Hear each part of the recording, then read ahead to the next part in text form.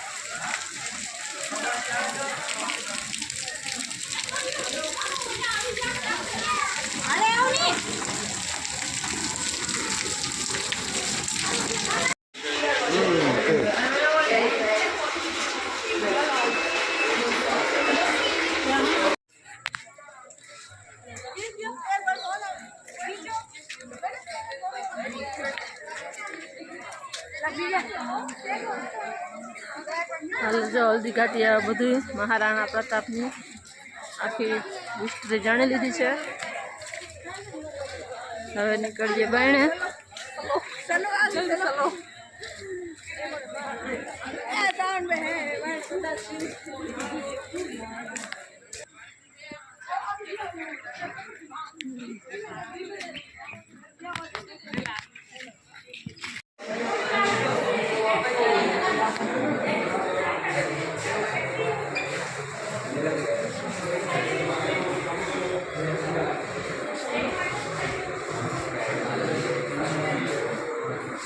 सहयोगी उनकी पत्नी श्रीमती विमला देवी शिवानी इनके साथ कंधे से कंधा मिलाकर चली। इस सपने को साकार करने के लिए उन्होंने अपना सब कुछ न्यौछावर कर दिया। 18 जून 1576 ईस्वी को हल्दी घाटी का घमासान युद्ध हुआ था।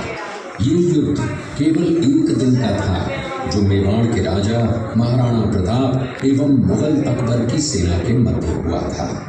इस युद्ध में अकबर स्वयं नहीं आए थे।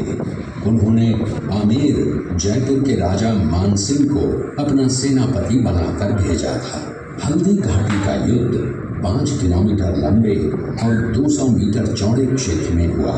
आप लोग सभी संग्रहालय में खड़े हैं। संग्रहालय से 200 मीटर की दूरी पर चेतक की समाधि है, जहां पर महाराणा प्रताप के स्वामी भक्त घोड़े चेतक को दफनाया गया था। यहां से 2 किलोमीटर की दूरी पर हल्दी घाटी दर्रा है। इस दर्रे की विशेषता है कि यहाँ की प्राकृतिक मिट्टी व पत्थरों का रंग हल्दी जैसे पीले रंग का है। इस दर्रे के चारों तरफ महाराणा प्रताप की भील आदिवासी सेना राणा पूंजा के नेतृत्व में तैनात थी। ये सेना तीर, भाले, पत्थर चलाने में कुशल थी। यहाँ से 1 किलोमीटर की दूरी पर शाही बाग है, जिसमें मुगल सेना का पड़ाव था।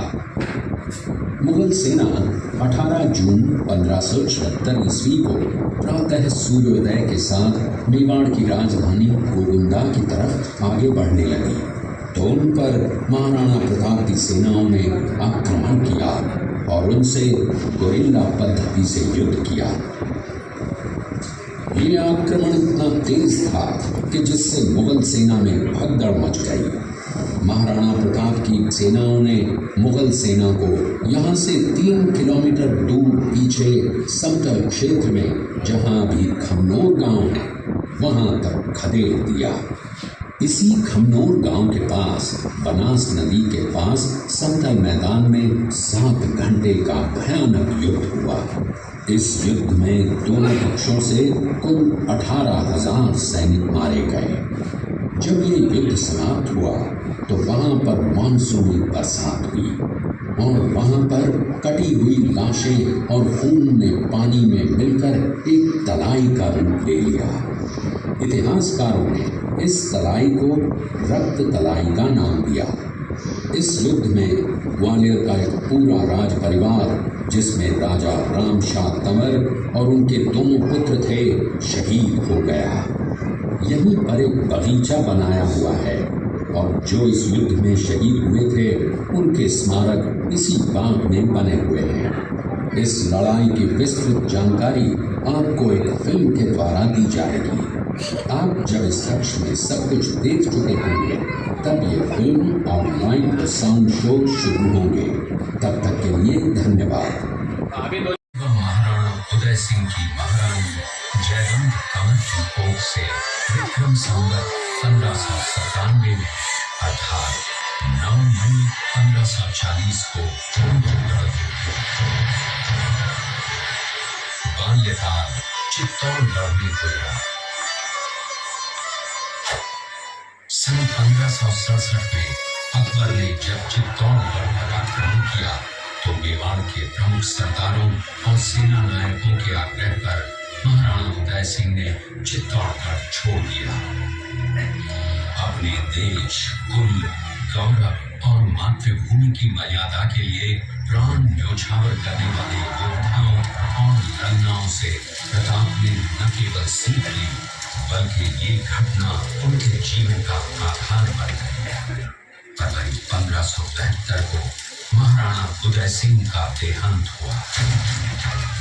प्रताप की ज्येष्ठता और योग्यता को ध्यान में रखते हुए सरदारों ने उनको राजगद्दी पर आसीन किया। होली के दिन उनका गोविंदा में राज तिलक हुआ। उस समय तक लगभग सभी राजाओं ने अकबर की अधीनता स्वीकार कर ली थी। एकमात्र महाराणा प्रताप ने अपना मस्तक अकबर के आगे नहीं झुकाया।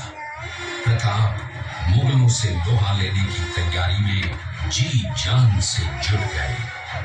18 जून 1576 की सुबह हल्दी घाटी और खम्भों के मध्य एक मैदान में ऐतिहासिक युद्ध हुआ।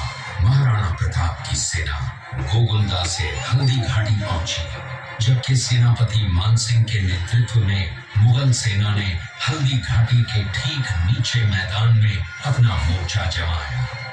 मुगल सेना के हरावल दस्ते द्वारा घाटी में घुसपैठ करने के प्रयास की प्रतिक्रिया स्वरूप महाराणा प्रताप की सेना मुगलों पर टूट पड़ी। प्रताप के हरावल सैन्य दलों का नेतृत्व पठान हाकिम मंसूर कर रहे थे। भीलू राणा, जो राणा पूंजा के नाम से भी जाने जाते थे, उनके नेतृत्व में भील आदिवासियों ने गोरिल्ला पद्धति से युद्ध करते हुए मुगलों के देखते ही देखते शाही सेना में खलबली मच गई। ढक तलाई, घोड़ों के टापों, आखिरों की चमकारों और तलवारों की झंकारों से गूंज उठी।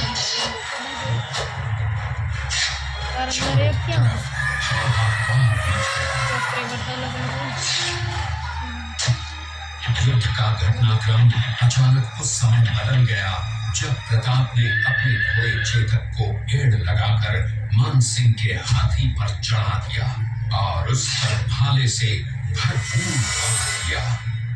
मानसिंह हौदे में दुबक गया। हाथी से उतरते समय चेतक की एक टांग कट गई। इस स्थिति को भांपकर महाराणा प्रताप के हमशक्ल सेनापति झालामान ने महाराणा प्रताप से आज्ञा लेकर उनका राजमुकुट धारण किया। मुगल सेना झालामान को महाराणा प्रताप समझकर उन पर टूट पड़ी और झालामान शहीद हो गए। उधर चेतक ने अपने स्वामी को 5 किलोमीटर तक 3 टांगों पर ही लेकर एक बरसाती नाले को पार किया। उसके पश्चात उसके प्राण पखेरु उड़ गए। इस युद्ध से महाराणा प्रताप के मन पर गहरा प्रभाव पड़ा। परिणाम स्वरूप उन्होंने मुगलों पर विजय प्राप्त करने तक राजसी ठाट बाट छोड़ने और पत्तों पर भोजन करने का प्रण लिया, जिसे उन्होंने जीवन भर निभाया। सिर्फ चित्तौड़गढ़ को छोड़कर सारे मेवाड़ को अपने अधीन कर लिया। कालांतर में महाराणा ने चावंड में अपनी राजधानी स्थापित की।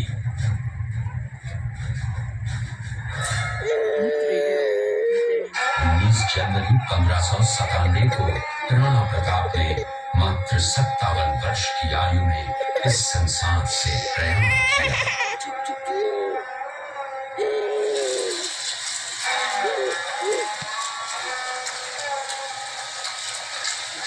हल्दी घाटी का युद्ध एक सांप्रदायिक युद्ध न होकर आत्मसम्मान, मातृभूमि की स्वतंत्रता व स्वाधीनता का संघर्ष था।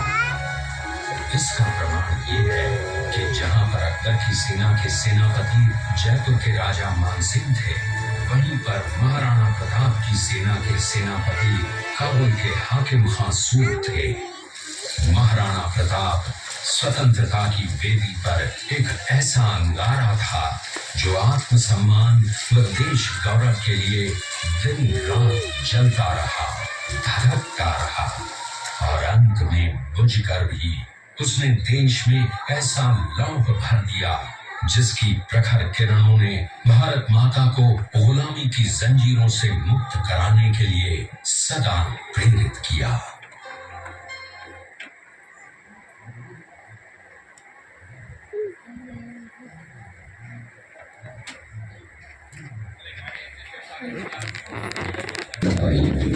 उनके पास परिवार संपत्ति नहीं थी, तो उनके वित्त मंत्री खामशा ने अपनी सारी सुख सुविधा को छोड़कर अपने राजा को स्वयं का धन 25 लाख रुपए व राजकोष में 20,000 अशक्यान देश के लिए अर्पित, जिससे महाराणा प्रताप ने 12 वर्षों तक अपनी सेना को संगठित किया, सैन्य शक्ति को बढ़ाया और मेवाड़ मातृभूमि को आजाद करवाया। कृपया अब आप सब आगे की तरफ देखिए। ये कुंभलगढ़ किला है। इस किले का प्राचीन नाम मच्छिंद्रगढ़ है। इस किले का निर्माण महाराणा कुंभल ने करवाया था। इस किले के अंदर नाम ग्रेट वॉल ऑफ चाइना के बाद है। इस किले के अंदर 360 प्राचीन मंदिर हैं। उन मंदिरों में से जगप्रसिद्ध महादेव का मंदिर सबसे प्राचीन है। कुंभलगढ़ किला यहाँ से 65 किलोमीटर की दूरी पर है। कृपया अब आप सब पीछे की तरफ देखिए। ये दृश्य मेवाड़ की प्राचीन राजधानी चित्तौड़गढ़ का है। इसी किले के अंदर महाराणा प्रताप का बचपन बीता था। इस किले की तलहटियों में महाराणा प्रताप ने अपने गुरु से शिक्षा प्राप्त की थी। ये किला 12 वर्ग किलोमीटर में फैला हुआ है। इस किले पर जब भी विदेशी आक्रांताओं ने आक्रमण किया और उस आक्रमण में कोई भी राजा व सैनिक वीर गति को प्राप्त कर लेते, तो उनकी पत्नियां वीरांगनाएं अपने सतीत्व की रक्षा करने के लिए जलती हुई अग्नि में कूद प्राणों को त्याग देती थी, जिसे हम जौहर कहते हैं। चित्तौड़गढ़ में 3 मुख्य बड़े जौहर हुए थे। प्रथम जौहर 1303 ईस्वी में रानी पद्मिनी ने 16,000 स्त्रियों वीरांगनाओं के साथ जौहर किया था, सिर्फ अल्लाउद्दीन खिलजी के कारण। दूसरा जौहर 1535 ईस्वी में गुजरात के शासक बहादुर शाह के आक्रमण के कारण रानी कर्मावती ने वीरांगनाओं के साथ किया। और तीसरा जौहर 1568 ईस्वी में जब अकबर ने चित्तौड़गढ़ पर आक्रमण किया, उसी समय रानी फूलकुमारी ने 7,000 वीरांगनाओं के साथ जौहर किया। फिर भी अकबर का मन नहीं भरा